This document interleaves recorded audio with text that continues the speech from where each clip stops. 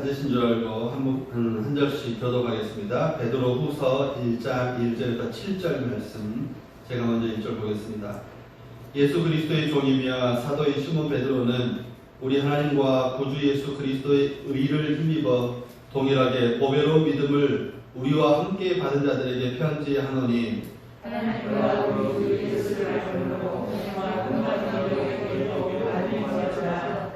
그의 신기한 능력으로 생명과 경건에 속한 모든 것을 우리에게 주셨으니 이는 자기의 영광과 덕으로서 우리를 부르신 이를 알므로 말미암음이라. 이로써 그리고 지극히 작성을 위해서 이하로 말미암아 너희가 좋은 기쁨에 세상에서 서로의 것을 위하여 신성하고 그러므로 너희가 더욱 힘써 너희 믿음의 덕의 지식을 절제를 인내의 경건을 같이요 경건의 형제 우애의 사랑을 더하라. 아멘. 오늘 베드로후서 1장 1절 7절의 말씀을 중심으로 해서 경건에 속한 것이라는 제목으로 함께 은혜를 나누기를 원합니다. 경건에 속한 것, 그 앞에 하나를 말씀을 따라서 3절의 말씀을 따라서 생명과 경건에 속한 것이라고 했으면 더 낫겠습니다. 더 은혜가 될 줄로 믿습니다. 오늘 말씀은 베드로후서입니다. 그리고 베드로전서나 베드로후서나 모든 성경은 하나님의 목적이 있고 의도가 있고 그 목적과 의도 가운데 중요한 주제는 뭐냐면 하나님이 하시는 일들, 하나님의 일들, 우리에게 이미 가르쳐진 것들, 우리에게 주어진 것들을 다시 생각나게 하는 것. 다시 생각나게 하는 것. 선생님으로 배웠던 것들, 또 어머니로부터 부모님으로부터 배웠던 것들, 아니면 내가 어떤 사건과 어떤 행동을 통해서 배웠던 것들을 잊어먹을만 했다가 다시 생각나게 하는 것. 아, 그랬지. 사건으로 치면 야곱이 베델을 잊고 있다가 잊어버리고 있다가 그 베델을 하나님의 말씀에 따라서 다시 생각났던 거예요. 그래서 그 베델로 올라갔던 건 모든 성경은 바로 그런 목적을 갖고 있습니다. 그래서 베드로후서도 베드로전서와 마찬가지로 이미 가르쳐졌던 것이 베드로전서에 확인되고 베드로전서에 확인됐던 것이 또 고난과 역경과 여러 가지 환경 가운데 성도의 신앙생활의 환경 가운데 높이 올라가는 은혜가 올라가는 것도 있겠지만 때로는 그 심한 고난 가운데 또 코로나의 위기 가운데 아니면 또 개인적인 신앙의 어떤 낙심 가운데 깊이 처져 있다가 다시 내게 이런 은혜가 있지라고 다시 확인되어지고 확신되어지고 다시 증거가 되어질 때 우리 신앙이 다시 솟구쳐 오를 텐데 은혜가 회복이 될 텐데 베드로후서도 역시 마찬가지입니다. 새로운 것이 아니라 이미 확인되어 있던 것이 다시 생각나게 하는 것, 이미 알고 있었던 것이 다시 확인되는 것, 일깨워 생각나게 하기 위한 것이 바로 베드로후서입니다. 베드로 사도는 베드로후서를 통해서 네 가지를 우리에게 오늘 본문을 통해서 말씀을 하시는데 그 첫째는 믿음, 둘째로는 능력, 세 번째로는 약속, 네 번째로는 성품이라고 말씀을 하고 있습니다. 보배로운 믿음, 신기한 능력, 지극히 큰 약속, 그리고 신의 성품이라는 주제들을 우리에게 말씀을 하고 계십니다. 그런데요, 믿음을 바닥에 단단히 깔아놓고 그 다음에 믿음 때문에 우리의 삶이 경건을 이루고 그 경건 가운데서 신기한 능력이 있고 또 지극히 큰 약속이 있고 그 약속 때문에 우리가 신의 성품에까지 올라간다는 이 피라미드 구조를 생각해 보시면 될 것 같습니다. 아니시군요. 저만 그렇게. 왜냐하면 그렇게 믿음이라는 것 위에 다시 경건이 세워지고 경건 위에 약속과 능력이 있고 그렇게 살아가는 그렇게 신앙생활 하다 보면 우리가 영화롭게 되고 성화가 되어져서 하나님의 성품에 그리고 천국에 들어갈 우리의 성도의 그 삶의 모범이 성도의 삶의 질이 그것까지 이루어지게 된다는 그런 내용을 갖고 있습니다. 왜 베드로 사도가 이런 말을 할까요? 사랑하는 여러분, 베드로 사도에게는 가장 큰 장점이 한 가지가 있는데 그건 뭐냐면 예수님을 가장 가까이에서 모셨던 분이라는 거예요. 누구보다도 예수님을 가장 가까이, 누구보다도 예수님에게서 큰 칭찬도 받을 뿐만 아니라 어마어마한 책망도 많이 들었었죠. 세상 사람들이 나를 누구라고 하느냐, 누구라고 하던데요. 그러면 너희는 나를 누구라고 생각하느냐? 주는 그리스도시요 살아계신 하나님의 아들이십니다. 이렇게 고백할 때 여러분 한번 해볼까요? 주는 그리스도시요 살아계신 하나님의 아들이십니다. 시작. 주는 그리스도시요 살아계신 하나님의 아들이십니다. 다영아 시몬아 네가 복이 있도다 이를 내게 알게 하니는 네 아버지가 아니라 하늘에 계신 너의 아버지다. 사랑하는 여러분, 우리도 그렇게 고백하셨잖아요. 오늘도야 네 일을 네게 알게 하신 분은 위에 계신 너희 아버지시라라고 우리에게 큰 칭찬을 또한 주실 줄로 믿습니다. 왜냐하면 베드로 사도에게 주셨기 때문에 가장 가까이서 가장 위대한 고백을 한 사람, 그리고 사랑하는 여러분, 때와 장소와 공간은 달라 할지라도 동일한 고백을 하고 있는 저와 여러분들에게도 하나님은 그런 큰 칭찬을 주실 줄로 믿습니다. 그런데 베드로가 칭찬을 받았느냐? 못나도 참 그렇게 못났을까요? 주님을 거부하고 주님을 부인하고 맹세까지 해서 그가 예수님을 피해서 저 멀리로 도망간 데가 결국 고향. 거기서 다시 주님을 만나고 주님과 다시 대화 가운데 다시 그의 믿음이 일깨워지는 것, 다시 생각나는 것, 베드로서도 역시 마찬가지예요. 그런 깊은 좌절 가운데 다시 하나님 은혜가 주님이 다시 만나주심으로 다시 일깨워지는 것. 사랑하는 여러분, 알게 모르게 우리는 코로나 가운데서 우리가 원하는 예배를 드리지 못함으로 나도 모르는 사이에 신앙의 깊은 디플레스, 신앙의 깊은 낙심 가운데 들어있는데 다시 주님이 우리를 만나주실 때, 주님이 우리를 찾아주실 때, 주님이 우리에게 말씀하실 때 우리가 다시 베드로처럼 다시 일어나서 십자가에 거꾸로 달려 죽을까지 순교하는 그런 믿음의 귀한 역사가 저와 여러분 가운데 나타날 줄로 믿습니다. 그래서 베드로 사도가 증거하는 것은 상상만 하는 게 아니에요. 예수님이 이렇게 하셨다 상상한 게 아니에요. 유추해낸 거 아니에요. 그가 어떻게 꿈을 꾸고 만들어낸 것이 아닙니다. 그가 직접 만났던 것, 그가 보았던 것, 그가 예수님의 음성을 들었던 것들, 그가 그의 몸으로 그의 시간 속에서 체험했던 것들을 다시 우리의 가운데 일깨워내는 것, 그걸 뭐라고 해요? 간증이라고 하잖아요. 간증에 가까운 책이 바로 베드로후서가 될 줄로 믿습니다. 그 첫째는 바로 뭘 우리가 다시 일으켜놔야 되느냐? 사랑하는 여러분, 믿음이에요. 믿음. 그런데 베드로 사도는 우리 믿음을 말씀을 할 때 한결같이 하시는 말씀이 있는데 보배로운 믿음이라고 말을 해요. 보배로운 믿음. 너희 믿음이 보배롭다. 보배롭다. 너희 믿음이 보배롭다. 저는 보배라는 말을 좀 안 좋아해서요. 보물이라는 말을 좀 바꿀게요. 보물 같은 믿음이다. 보물 같은 믿음. 사랑하는 여러분, 보물의 특징이 뭔지 아십니까? 첫째, 비싼 것. 누구나 받으면 기분 좋은 것. 두 번째로는 귀하다는 것. 세 번째로는 변치 않는다는 것 특징을 갖고 있는 것이 바로 보물입니다. 예를 들어서 사랑하는 여러분의 집에 있다가는 보물이 한 덩어리씩 있기를 주여로 축복합니다. 예, 이럴 때 알지 못하는 것도 참 불편한 사실이에요. 요따가는 보물이, 요따가는 금붙이들이 하나씩 집에 있기를 바랍니다. 가져오라고 안 할게요. 요따가는 보물들이 하나씩 있는데 사람들은 이 보물을 잊어버렸어요. 10년, 한 5년 뒤, 10년 뒤 찾아서 잔뜩 먼지가 끼었습니다. 어디서부터 모르는 잔뜩 먼지가 끼었는데 훅 불면 다시 보물이 되는 거예요. 변하지 않아요. 변하지 않습니다. 그냥 먼지만 털어내면 돼요. 심지어 어떤 사람이 이걸 가지고 장난치고 놀다가, 우리 애들이 그랬나요? 이 보물을 가지고 장난치고 놀다가 잃어버렸어요. 흙속에 진짜 가지고 있는데, 감춰져 있는데 이걸 찾았습니다. 그리고 꺼냈어요. 씻기만 하면 물에 들어가도 여전히 금덩어리.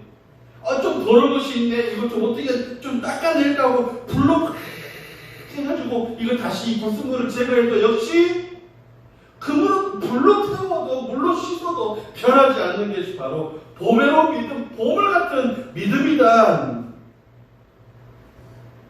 한 500년쯤 지나면 금이 은으로 바뀌나요? 그렇게 살지도 못하면서 어떻게 바뀌는지 안 바뀌는지 어떻게 알아요? 안 바뀌어요. 안 바뀌어요. 그래서 보물이, 저는 여러분 지금이야 달러 보유고로 그 나라의 경제를 판단을 하지만 옛날에는요, 나라의 금이 얼마나 많으냐에 따라 그 나라가 부강한 나라냐 아닌 나라냐 그것을 판정을 했다고 합니다. 사랑하는 성도 여러분, 그래서 베드로 전서에서도 너희 믿음은 금보다 더 귀하다라고 베드로서에서 역시 우리에게 그렇게 말합니다. 보배로 믿음, 보물 같은 믿음. 보석이 변하면 보석이 아닌 것처럼 사랑하는 여러분, 믿음도 변하면 그 믿음은 진짜가 아닙니다. 어렵다고 변하고 또 기분 좋다고 이 말씀을 할 때는 사람이 상황에 따라서 이 믿음이 바뀌면 그게 믿음이 아니라는 거예요. 우리 믿음을 다시 점검을 하셔야 합니다. 요즘 들어 제 마음속에 참 감사하고 참 이런 믿음이 우리에게 있어야 되겠다는 그건 바로 다윗이 시편 16편 8절에 말씀하는 것, 내가 항상 여호와를 내 앞에 모신다. 어린 목동으로 있을 때도 항상 여호와를 내 앞에 모셨고, 골리앗과의 목숨을 건 그 전투에서도 내가 항상 여호와를 내 앞에 모셨다. 너는 칼과 창과 단창으로 내게 오지만 나는 만군의 여호와 이름으로 내게 나아가노라. 이겼어. 부흥이 같은 거, 와, 할렐루야. 처음 듣는 이야기처럼 막 감사합니다. 왕의 사이가 되어서 무소불위 권력을 가졌습니다. 그럼에도 불구하고 항상 여호와를 내 앞에 모신다. 도망자가 되었습니다. 그리고 그만 도망자가 되온 것이 아니라 또 다른 400명의 또 엄청난 오위기와 고통 가운데 있는 그 지진이 공사의 사람들이 모여섰을 때도 그들을 보호하면서도 내가 항상 여호와를 내 앞에 모신다. 유다와 또 베냐민 지파의 왕이 되었습니다. 그럼에도 불구하고 그는 내가 항상 여호와를 내 앞에 모신다. 유다와 이스라엘 전체 왕이 되었습니다. 그럼에도 불구하고 내가 항상 여호와를 내 앞에 모신다. 항상 변하지 않는다는 거예요. 그 믿음이 변하지 않는다는 거예요. 수금으로 하나님을 찬양할 때도 항상 여호와를, 들판에서 도망자가 돼서 불피리고 노래를 부르고 있지만 하나님을 찬양하고 있지만 그럼에도 불구하고 항상 여호와를 내 앞에 모신다. 근데 우리는 조금 상황이 바뀌면 잘 산다고, 조금 상황이 바뀌면 억울하다고, 조금 상황이 바뀌면 이런저런 상황 가운데 이때는 용서하시겠지? 저 때는 용서하시겠지? 하고서 우리 믿음이 마치 진짜가 아닌 가짜처럼 행동하는 그런 때가 있더라는 것입니다. 사랑하는 여러분, 변치 않는 믿음. 베드로 사도가 예수님을 곁에 모시면서 그가 예수님 앞에 엄청난 칭찬을 받을 때 베드로 사도가 또 예수님을 부인하면서 저주까지 하면서 그가 그런 모습 가운데 있을 때, 사랑하는 여러분, 그가 깊이 생각하면 뭐예요? 그가 깊이 누리는 은혜는 뭐예요? 믿음은 변치 말아야 된다.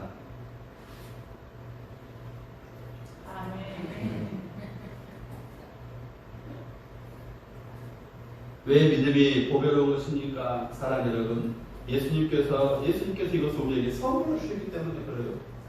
여러분, 아주 간단합니다. 예수님께서 이 믿음을 우리에게 선물로 주셨기 때문에. 그런데 사랑하는 여러분, 예수님은 그 선물을 우리에게 주시기 위해서 십자가에 달려 죽으셨대요. 이 믿음을 우리에게 선물로 주시기 위해서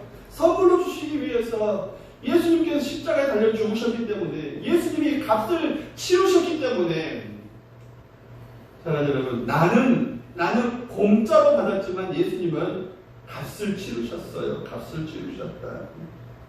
그래서 에베소서의 사도 바울은 믿음은 은혜로 주신 선물이다. 너희는 그 은혜에 의하여 믿음으로 말미암아 구원을 받았으니 이것이 너희에게서 난 것이 아니요 하나님의 선물이다. 예수님께서 십자가에 달려 죽으신 그 은혜의 선물들이 하나님의 선물이에요. 하나님의 선물. 공짜가 아닌 나야 공짜지만 하나님의 입장에서는 그 아들의 생명을 나를 위해 희생하시면서 이 선물을 나에게 주시기 위해서 예수님이 십자가에 달려 죽으셨고 고귀한 그 피를 그 생명을 값으로 지불하셨습니다. 그래서 성경은 피는 뭐 생명이다라고 아마도 하나님께서 그 말씀을 기록하실 때마다 아마 피눈물이 맺히실지도 몰라요. 우리와 같은 표현을 빌리자면 내가 너에게 그걸 주기 위해서 그 생명을 주기 위해서 예수님의 피, 짐승의 피든지 어떤 그 피, 제사를 드릴 때마다 피가 철철철 흘러 넘치는데 그 피는 예수님의 피고 그 예수님의 피는 우리를 위한 생명의 속전, 아들을 희생시키시는 그 하나님의 구구절절한 은혜가 그 가운데 들어있다는 것입니다. 사랑하는 여러분, 그렇다면 이 보물은 관리를 잘 해야 되겠죠. 보석 관리 잘해야 되잖아요.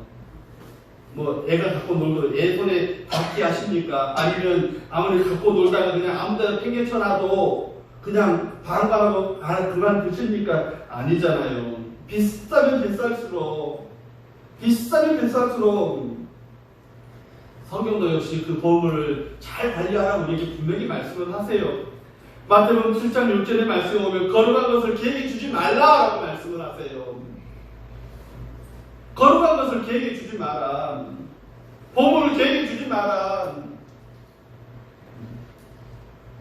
돼지 코에다가 아무리 잘 산다고 해도 돼지 코에다가 금 귀걸이 달아봐야 금고리 달아봐야 그것이 얼마나 귀한 줄 아시겠습니까? 자문에도 그런 비슷한 말씀을 하시죠. 아름다운 여인이 성가지 아니하는 것은 돼지 코에 금고리 같다라고 말씀을 해요.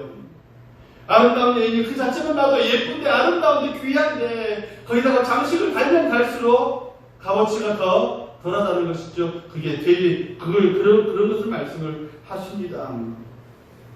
첫날 만날 데리고 다녀도 요즘은 개 키우시는 분들이 참 뭐 정신적으로 참 좋기는 하답니다. 그런데 돈 들어가는 거나 이런 걸 생각해 보면 저도 어릴 때 그런 마음을 갖고 있었는데 나도 개 한 마리를 키우고 싶다. 그래서 좀 넓은 시골 같은 집에 큰 개 한 마리, 두 마리 해가지고 사냥총 또 메고 해서 사냥 다니고 있으면 참 좋겠다 생각했는데 나중에 생각해 보니까 개똥은 누가 치우고 우리 어머니가 한 말씀 하시더라고요. 개똥은 누가 치우고 나중에 교회 이제 신발 사역을 하면서 교회 말라뮤트라고 그 큰 게 있잖아요. 집에 2마리나 있더라고. 그래서 남편이 좋아서 키우는데 목사님 똥 치우느라고 죽겠어요.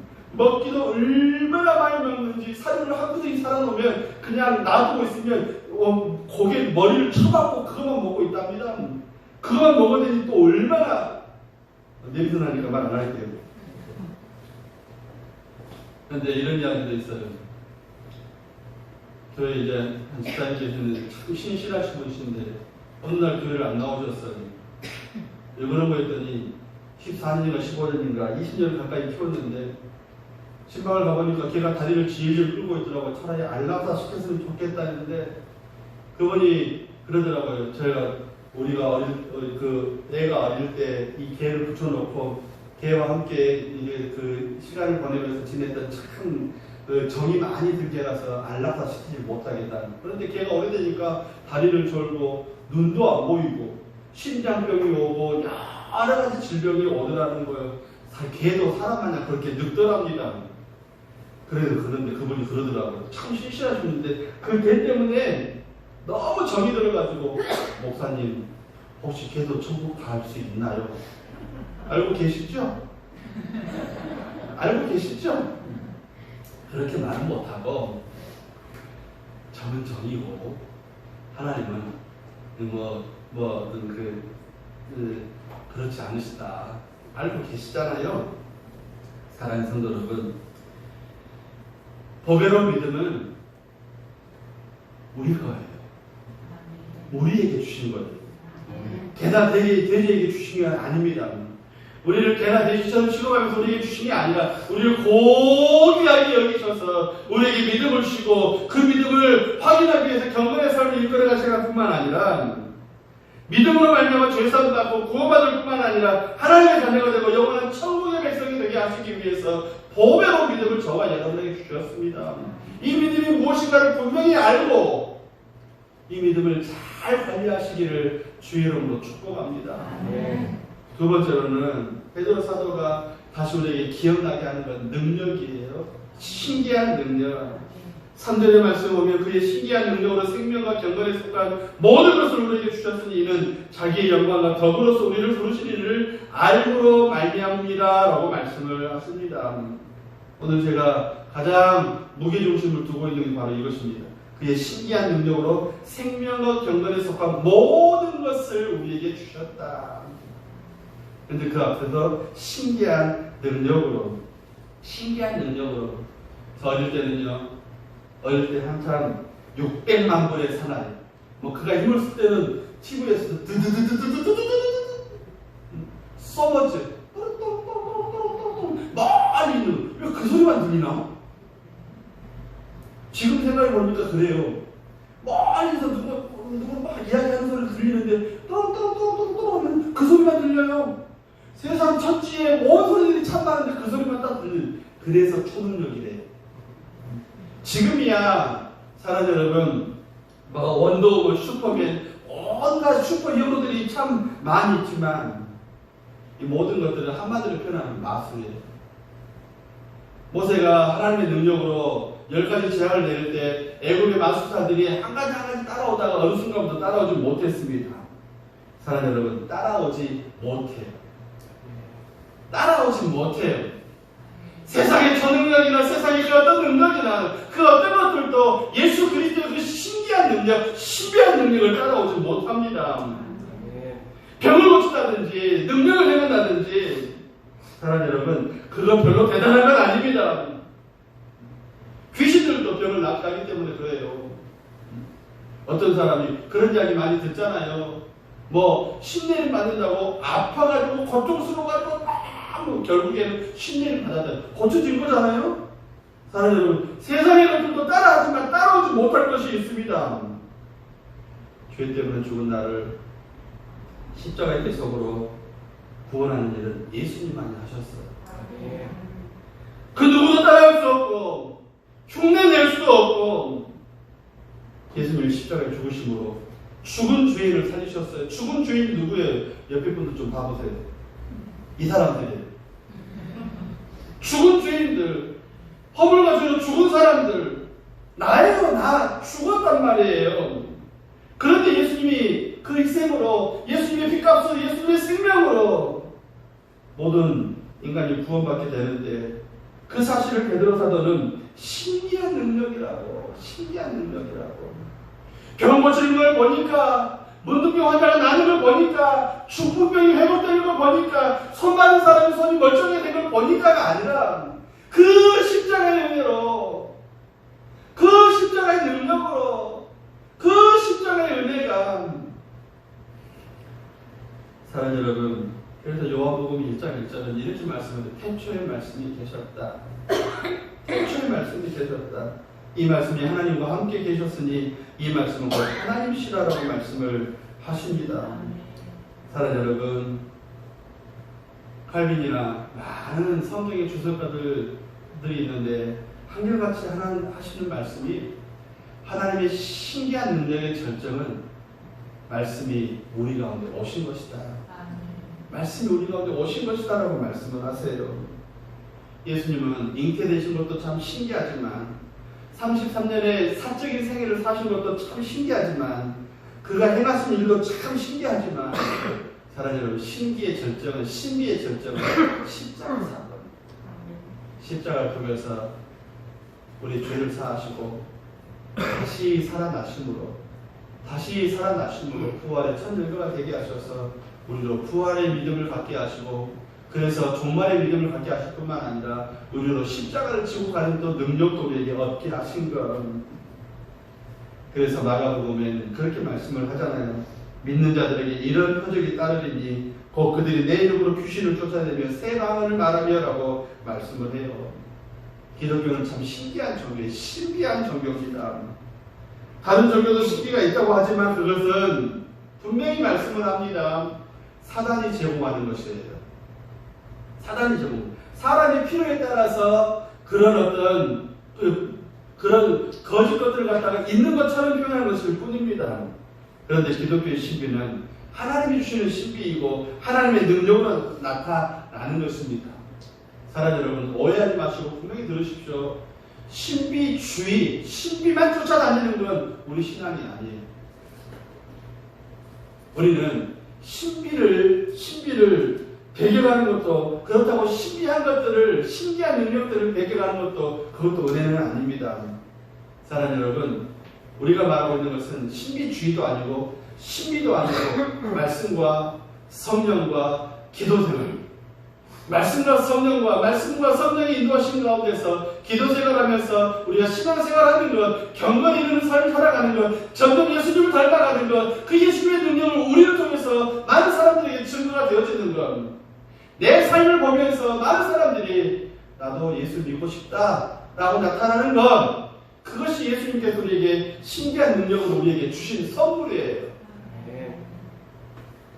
주님의 그 신기한 능력은 2000년 전에 예수님 때에만 나타나는 것이 아니라 오늘도 저와 여러분들에게 나타납니다. 내 가정 속에서 광야 가운데 나타났던 모세와 그 광야 가운데 나타났던 그 은혜가 오늘도 우리 가정 가운데 나타나고, 광야 생활 가운데 모세와 12장로들과 또 수없이 많은 허다한 민족들이 하나님의 은혜를 불 기둥의 은혜를 누렸던 것처럼 오늘 교회와 성도들 가운데 구름 기둥과 불 기둥의 그 신비한 역사들이 저와 여러분들에게 나타나고, 그것이 우리를 인도하시고 이끄십니다. 그 신기한 그 그리스도 안에 있는 그 신기한 능력들을 찬양하고, 그 신기한 능력 때문에 나로 말미암아 많은 사람들이 생명에서 생명으로 돌아오는 귀한 은혜가 있기를 주 이름으로 축복합니다. 세 번째는 약속, 지극히 큰 약속이라고 말씀을 합니다. 4절 말씀 보면 이로써 그 보배롭고 지극히 큰 약속을 우리에게 주셨다라고 말씀을 합니다. 기독교를 다른 말로 하면 약속의 종교예요. 사랑 여러분, 여기 구약과 신약 성경이 있는데요. 구약은 옛 약속, 신약은 새 약속. 좀 어려운 말로 테스트먼트라고 해요. Old Testament, New Testament. 우리 목사님 오늘 아침에 빠다를 드셨나? 영어까지 쓰시고 죄송합니다. 성경의 약속은 하나님과 우리와의 약속, 하나님과 우리와의 약속, 하나님과 나와의 약속, 하나님과 우리와의 약속. 사랑 여러분, 그 약속은 크게 두 가지인데, 첫째로는 오늘 주시는 약속으로 믿으면 구원받는다. 그리고 두 번째로는 장차 우리에게 주실 약속인데 영원한 천국에 들어가게 해주시겠다. 그 오늘과 장차 사이에 사랑 여러분, 우리의 경건이 있어야 합니다. 예수님을 닮아가고 예수님의 사역을 하고 그 예수님을 닮아가면서 점점 나를 보는 사람들이 예수의 향기를 느끼고 예수님의 그 향기를 느끼면서 나도 너와 같이 되었으면 좋겠다. 사랑하는 성도 여러분, 예수님 안에 오늘 우리에게 주시는 그 큰 은혜는 믿기만 하면 구원받는다. 믿으면 구원받는다. 믿으면 구원받는다. 사랑하는 여러분, 장차 요즘에 보험 선전하는 거 보면 장래 보장형이라고 하더라고요. 진짜 보장은 예수님 안에 있어요. 그렇다고 보험 들지 말라는 건 아니에요. 장차 영원한 보장은 여러분, 그 장차 보장하실 것을 요한복음에서 내 아버지 집에 거할 것이 많도다. 그렇지 않으면 너희에게 일렀으리라. 내가 너희를 위하여 거처를 예비하러 간다. 제가 참 좋아하는 말씀 가운데 세상에 있는 자기 사람들을 사랑하실 때 끝까지 사랑하셨다. 끝까지. 참 안타까웠거든요. 저희 부모님이 점점 늙어가시면서 어느 순간부터는 이제는 손에 힘이 없으신지 일을 잘 못하세요. 옛날 같으면 명절에 어마어마하고 많은 걸 준비를 하셨는데 이제는 준비를 못 하시더라고요. 그래서 대신 이제 며느리들이 가져와야 되는데, 사람은 한계가 있어요. 그런데 예수님은 뭐라고 하세요? 세상에 자기 사람들을 사랑하실 때 끝까지 사랑하신다. 하신다. 언제까지 하면 천국에 들어갈 때까지. 천국에 들어가서도 사랑하는 여러분, 그래서 기독교는 또 다른 의미로 낙천적인 기독교예요. 끝까지 우리를 지켜주십니까? 거룩기도가 불기도로 끝까지 지켜주십니까? 십자길로 걸어가게 하십니까? 사랑하는 여러분 목에 금으로 십자가 목걸이를 달고 계시고 마음속에도 십자가가 있고 예수님의 십자가가 있고 예수님과 함께 동행하신다면 그 길로 함께 하시길 바랍니다. 끝까지 지켜주신다. 끝까지 지켜주신다. 그리고 마지막으로는 하나님의 성품이라고 말씀하세요. 4절에 이로써 보배롭고 지극히 큰 약속을 우리에게 주사 이 약속으로 말미암아 너희가 정욕 때문에 세상에서 썩어질 것을 피하여 신성한 성품에 참여하는 자가 되게 하려 하셨느니라. 이걸 신학적으로는 성화, 영화라고 해요. 우리가 신의 성품에 참여하는 자가 된다. 하나님처럼 예수님처럼 된다. 여러분 이 땅 가운데서 신앙생활 하시면서 베드로처럼 또 사도 요한처럼 또 우리 가운데 이름은 잘 알려지지 않았지만 예수님을 닮은 사람들이 참 많이 있는데 그들 곁에 하던 그들을 경험했던 또 다른 사람들의 증언의 말에 의하면 그들이 예수님 같았다. 예수님 같았다. 사랑하는 여러분, 우리도 하나님의 은혜를 정확히 받기만 한다면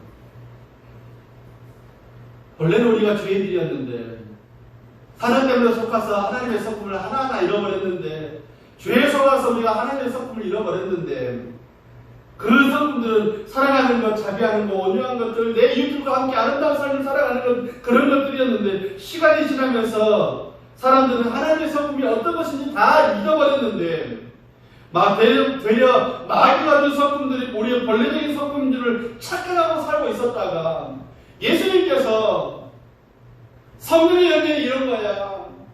하나님의 연애는 이런 것이다. 천국 백성의 삶은 이런 것이다. 우리에게 주셨을 우리는 깜짝 놀랐습니다. 그리고 우리는 그래 한결같이 우리가 어떻게 그렇게 살 수 있지? 사랑하는 여러분, 주신 믿음의 성품 때문에, 주신 믿음의 이 선물 때문에 우리가 경건한 삶을 살아가면서 약속을 주신 바 때문에, 능력을 주신 바 때문에 우리가 신의 성품에 참여하는 자가 되어진다. 그렇게 살아갈 수 있게 되는 것입니다. 좀 어렵지만 좀 더 쉬운 말로 우리 예수님 은혜에 퐁 빠져 있다면 그렇게 살 수 있다. 그렇게 살 수 있는 이유는 어떻게 되어지느냐? 예배 자리에 있어야 돼요. 믿는 무리들과 함께 있어야 됩니다. 기도하셔야 합니다. 말씀 가운데 거하셔야 합니다. 세상에 속지 않고 죽음에 속지 않고 사망에 속지 않으려면 하나님의 은혜 안에, 예수의 은혜 안에 있어야 된다는 것입니다.